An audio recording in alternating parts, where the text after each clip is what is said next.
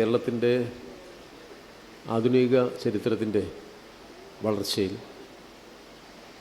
അസാമാന്യമായ മികവോടെ നമ്മുടെ സമൂഹത്തിൻ്റെ ദൈനംദിന താളക്രമത്തിൽ ഇടപെട്ട് നാടിനെ മാറ്റിമറിച്ച മഹാനായ EMSൻ്റെ അനുസ്മരണാർത്ഥമാണ് നമ്മൾ ഈ വർഷവും EMSൻ്റെ ലോകം എന്ന ദേശീയ സെമിനാർ സംഘടിപ്പിച്ചിട്ടുണ്ട്. EMSനെ കുറിച്ച് ആലോചിച്ചുകൊണ്ട് ഇത്തവണത്തെ ഒരു സെമിനാറിൽ പ്രസംഗിക്കുമ്പോൾ ആദ്യം എന്താണ് തുടങ്ങുക എന്ന് ചോദിച്ചാൽ മോഹഭംഗം എന്ന വാക്ക് EMS അപൂർവമായിട്ട് ഞാൻ ഉപയോഗിച്ച് കണ്ടു. EMS മോഹഭംഗം എന്ന വാക്ക് ഉപയോഗിച്ചത് ഒരു തെരഞ്ഞെടുപ്പിനെ വിലയിരുത്തേണ്ടത് എങ്ങനെയാണ് എന്ന വിഷയവുമായി ബന്ധപ്പെട്ടുകൊണ്ടാണ്. അപ്പോൾ കേരളത്തിലെ ഒരു തെരഞ്ഞെടുപ്പിൽ ഇടതുപക്ഷം ഒരു ദശാബ്ദത്തിന് ശേഷം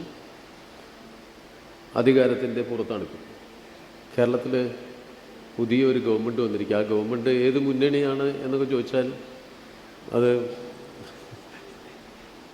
അതൊരു പ്രത്യേകതരം മുന്നണിയുടെ ഉൽപ്പന്നമാണ്. പക്ഷേ ആ തെരഞ്ഞെടുപ്പിന് ശേഷം ആ തോൽവിയുടെ കാരണങ്ങളെക്കുറിച്ചുള്ള ഒരുപാട് ചർച്ചകൾ നമ്മൾ നടത്തിക്കൊണ്ടിരിക്കുന്ന ഒരു സന്ദർഭമാണ്. അതിൻ്റെ വിശദാംശങ്ങളിലേക്ക് ഞാൻ പോകുന്നില്ല. ഒരു തെരഞ്ഞെടുപ്പ് എന്ന് പറയുമ്പോൾ കമ്മ്യൂണിസ്റ്റുകാരെ സംബന്ധിച്ചിടത്തോളം എല്ലാ തെരഞ്ഞെടുപ്പും ജയിക്കും എന്ന ഗ്യാരണ്ടിയിലല്ല പാർട്ടി പ്രവർത്തിക്കുക, തോൽക്കും എന്ന വിശ്വാസത്തിലുമല്ല. കമ്മ്യൂണിസ്റ്റുകാരെ ഇത്തരം ഒരു തെരഞ്ഞെടുപ്പിൽ പങ്കെടുക്കുന്നത് സ്വാഭാവികമായും നമ്മുടെ രാജ്യത്തിനകത്തുള്ള സാമൂഹ്യ ഘടനയിൽ ജനങ്ങളെ സംഘടിപ്പിച്ചുകൊണ്ട് അവരുടെ പ്രശ്നങ്ങളെ ഏറ്റെടുത്തുകൊണ്ട് നടത്തുന്ന സമരങ്ങളുടെയും പ്രക്ഷോഭങ്ങളുടെയും മറ്റിതര ബഹുജന പ്രവർത്തനങ്ങളുടെയും ഇടയിലുള്ള ഒരു പ്രവർത്തനമാണ് ഒരു തെരഞ്ഞെടുപ്പ്. തെരഞ്ഞെടുപ്പിൽ തോറ്റു എന്നതുകൊണ്ട് അതൊന്നും ഇല്ലാതാവുന്നില്ല.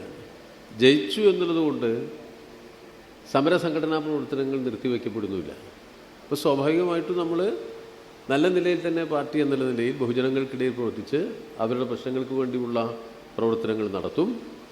പ്രവർത്തനങ്ങൾ നടത്തുന്നതിനിടയിൽ തെരഞ്ഞെടുപ്പിൽ ജയിക്കും, ചിലപ്പോൾ തോറ്റൊന്നും വരും. തോറ്റാൽ മോഹഭംഗപ്പെടുന്നവരല്ല കമ്മ്യൂണിസ്റ്റുകാർ എന്നാണ് EMS പറഞ്ഞത്. മോഹഭംഗമല്ല കമ്മ്യൂണിസ്റ്റുകാർക്ക് ഉണ്ടാവുക. തോറ്റാൽ നല്ല ഉന്മേഷത്തോടെ മുമ്പേത് തരത്തിൽ പ്രവർത്തിച്ചുവോ അതേ കരുത്തോടു കൂടി തന്നെ ബഹുജനങ്ങൾക്കിടയിൽ പ്രവർത്തിക്കുകയാണ് കമ്മ്യൂണിസ്റ്റുകാർ ചെയ്യുക എന്ന് EMS പറഞ്ഞു വെച്ചു പോയിട്ടുണ്ട്. വലിയൊരു തോൽവിയെ വിശകലനം ചെയ്തുകൊണ്ടാണ് അദ്ദേഹം അത് പറയുന്നത്. കാരണം ഇടതുപക്ഷക്കാരെ സംബന്ധിച്ച്, പുരോഗമന പ്രസ്ഥാനത്തെ സംബന്ധിച്ച് വളരെ വ്യക്തതയുള്ള ഒരു രാഷ്ട്രീയ ലക്ഷ്യമുണ്ട്. ഇന്ന് നിലനിൽക്കുന്ന സാമൂഹിക ഘടനയുടെ അലകുപിടി മാറണമെന്ന കാഴ്ചപ്പാടുണ്ട്. നമ്മുടെ സമൂഹത്തിലെ ദുർബല ജനവിഭാഗത്തിൻ്റെ വിമോചനത്തിന് വേണ്ടി വ്യവസ്ഥയെ മാറ്റിമറിക്കാനുള്ള ഒരു പ്രവർത്തനമുണ്ട്. ഒരു കൃത്യമായ ലക്ഷ്യമുണ്ട് കമ്മ്യൂണിസ്റ്റുകാർക്ക്.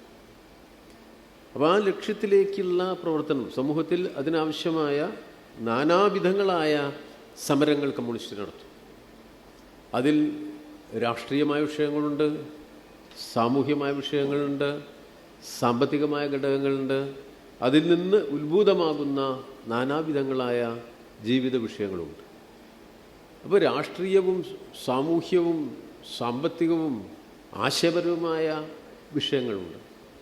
ഒരു തെരഞ്ഞെടുപ്പിനെ വിശകലനം ചെയ്യുമ്പോഴും അങ്ങനെയാണ് കമ്മ്യൂണിസ്റ്റുകാർ വിശകലനം ചെയ്യുക. ഇതിൻ്റെ ഈ നാനാ വശങ്ങൾ എങ്ങനെ നമ്മുടെ സമൂഹത്തിൽ പ്രവർത്തിച്ചു, അതെങ്ങനെ ബഹുജനങ്ങളിൽ സ്വാധീനം ചെലുത്തി, അതിൻ്റെ ഗുണപരമായതും വൈപരീത്യമുള്ളതുമായ അംശങ്ങളുണ്ടാവും.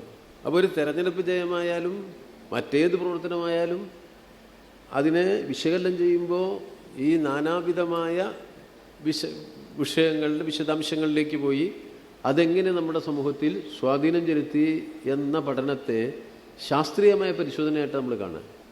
ശാസ്ത്രീയമായ യുക്തിഭദ്രമായ ഒരു വിശകലനമാണ് ഏത് വിഷയത്തിലും ഇടതുപക്ഷക്കാർ നടത്തുക. നമ്മുടെ എതിരാളികൾ പലമാരി നടത്തിയിട്ടുണ്ടാവും. അത് വിശ്വസിച്ചവരും ചിലർ നമ്മുടെയൊക്കെ കൂട്ടത്തിലും ഉണ്ടാവും.